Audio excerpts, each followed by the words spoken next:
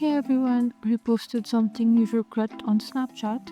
I'm going to show you how to remove and manage your reposts so that you can control what your friends see. Let's get started. First up, open Snapchat and make sure you're logged in. Then tap your profile icon in the top left corner of the screen. Now scroll down until you find favorites and reposts. Tap on it. Here you'll see a list of content you've reposted from the For You page. To remove a repost, look for an X button, a delete option, or a similar icon next to the repost you want to remove. In some cases, you can just click the repost button again to remove the post.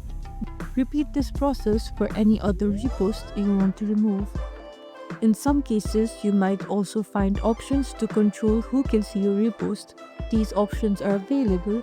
Review and adjust them as needed.